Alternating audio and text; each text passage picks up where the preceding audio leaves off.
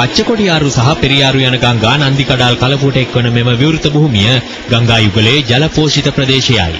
Colonel ජී.වී. රවි ප්‍රියාන දෙන 8 වන කාර්යසාධන සේනාංකයේ lieutenant colonel සුභාෂණ වැලිකලගේ මෙහෙයවීම යටතේ 682 බල සේනාවේ බලයනි කිහිපයක් එක්වයි මෙම ප්‍රදේශයේ බලය තහවුරු කරගත්තේ.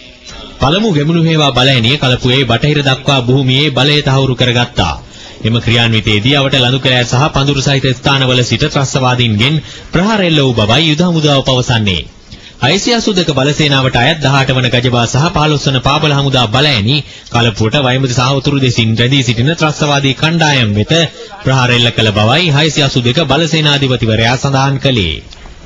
අතවසෙම මේ කීප මේ දිශාවකින් අපිට සතුරු ප්‍රහාර එල්ල කරා.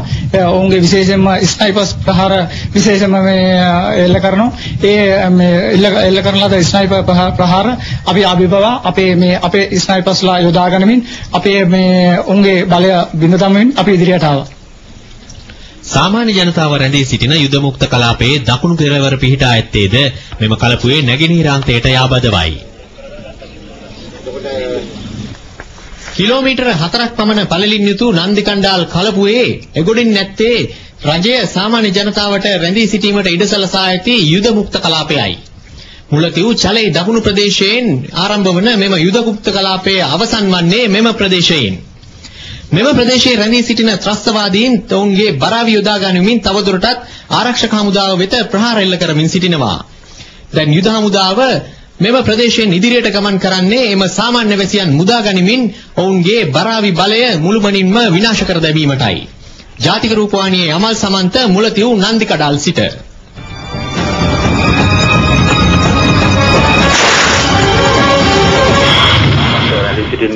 ඔබ සඳහන් කළ ප්‍රදේශයමයි මේ වන විට අද උදේ සිට පැවති සෝදිසි මෙවරින් පස්සේ මලසිරු 106ක් මේ මොහොත වන විට LTT සමාජිකයන්ගේ හමු වෙලා තිබෙනවා. LTT කළු කොටි නිහඬ කරපු මොහොතක් ලෙස මේ හඳුන්වන්නට පුළුවන්.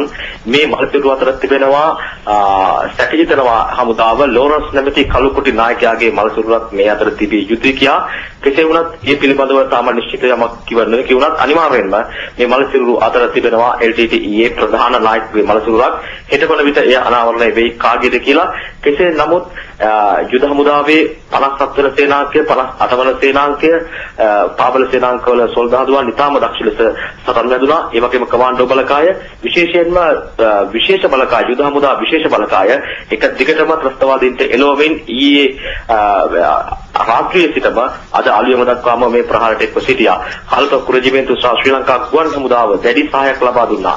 LTT දින 3ක් එක දිගටම 58 වන සේනාංක ආරක්ෂක වලල්ල පාලම් පොක්කනේ පුදුකුඩිරිප්පු උතුරු ප්‍රදේශයෙන් බෙදහෙලීමට උපරිම ශක්තිය යෙදුවා. මේ තමයි ඔවුන්ගේ අවසන් ප්‍රහාර මාලාව.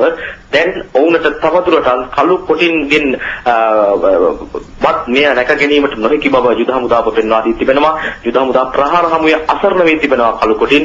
අවම වශයෙන් දැන් මේ අනුව බලනකොට ගෙවි ගිය දින 3 තුල 200කට ආසන්න පිරිසක් ඔවුන්ගෙන් මරණයටපත් වුණා. අද දිනේ පමණක් මේ ප්‍රහාරයට පැමිණි ත්‍රස්තවාදීන් අතහැර දමා ගොස් තිබූ T56 ගිනි අවි පමණක් මේ මොහොත වන විට 268ක් සොයාගෙන තිබෙනවා. ඒ නිසා මා හිතන්නේ මෙය සුවිශේෂ සම්දිස්ථානයක් විදිහට වන්නේ මේ හඳුනන්න පුළුවන්. ඒ වගේම LTT මක්කල් පඩේ සහ පෝරාණි පොස්තට සාමාන්‍ය ජනතාවට සන්නද්ධ පුහුණුව ලබා දුන්නා. ඉක්ුත් වකවානුව පුරාම අද පළවෙනි වතාවට ඔවුන් සම්පූර්ණ මක්කල් පඩේ කණ්ඩායමක් යොදවලා හමුදාවට ප්‍රහාර එල්ල කරා. ඒ කියන්නේ දැන් ඔවුන් සූදානම් වෙනවා සරුන් ඇඳගෙන T56 අතට අරගෙන යන සාමාන්‍ය ජනතාව බලෙන් දැන් ඉදිරි ආරක්ෂකවල වෙත යොමු කරන්න. සාමාන්‍ය ජනතාව අතර මෙහෙයවන්න පමණක් ඔවුන්ගේ කීප දෙනෙක් යොදවමින් කණ්ඩායම් හදලා මේ සූදානම් වෙන්නේ ඇතැම් වෙලාවට හිත වූ අනිද්දා LTT හිතවාදී පිරිස් කියයි මෙන්න සාමාන්‍ය ජනතාවගේ ප්‍රහාර එල්ල කරනවා කියලා හමුදාව. නමුත් දැන් පැහැදිලිව පේනවා අද 53 වන සේනාංක ආරක්ෂක වලල්ලට එව්වේ ප්‍රහාර එල්ල කරගන්න මේ මරාගෙන මරන ප්‍රහාර වලට පස්සේ අද හවස්වරුවේ ප්‍රහාර වලට එව්වේ ඔවුන්ගේ මක්කල් වඩේ කියන සාමාන්‍ය ජනතාව සන්නද්ධ කළ විච්ච කණ්ඩායම. දැන් ඔවුන්ගේ රාදා බලකාය ඒ වගේම ප්‍රභාකරන් ඇතුළු ආරක්ෂකයන්ගේ හිටපු ප්‍රධානම කළුකුටි සමාජිකයන් මරණයට පස්සේ දැන් ඔවුන් අවසන් ප්‍රහාරය ඔවුන්ගේ බිඳ වැටුණට පස්සේ කර කියා දෙයක් නොවේතිව සාමාන්‍ය ජනතාව නැවත වතාවක් දැන් සාමූහිකව කණ්ඩායම් වෙස සූදානම් කරලා ඔවුන්ගේ දුර්වලතාවය වසා ගන්න